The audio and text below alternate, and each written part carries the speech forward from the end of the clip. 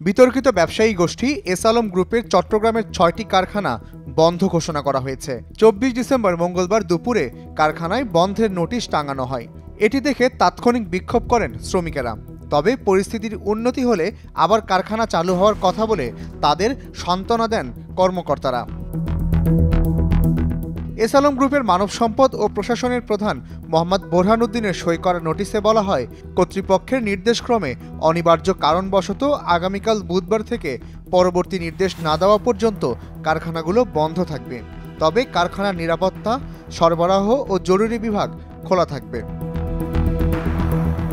বন্ধ ঘোষণা করা ৬টি কারখানা হল S Alam refined sugar industries, S Alam power plant limited, S Alam cold rolled steels limited নফ, S Alam power generation limited ও infinity CR strips industries limited.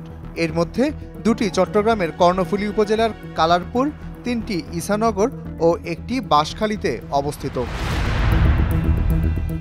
S Alam গ্রুপের কর্ণধার সাইফুল আলম সাবেক প্রধানমন্ত্রী শেখ হাসিনার ঘনিষ্ঠ হিসাবে পরিচিত। ২০১৭ সালে গ্রুপটি ইসলামী ব্যাংক দখল করে নেয়। এছাড়াও এই ব্যাংকের নিয়ন্ত্রণে ছিল ন্যাশনাল ব্যাংক, ফার্স্ট সিকিউরিটি ইসলামী ব্যাংক, সোশ্যাল ইসলামী ব্যাংক, ইউনিয়ন ব্যাংক, গ্লোবাল ইসলামী ব্যাংক ও বাংলাদেশ কমার্স ব্যাংক। আওয়ামী লীগ সরকারের পতনের পর এসব ব্যাংককে এস আলম মুক্ত করেছে বাংলাদেশ ব্যাংক।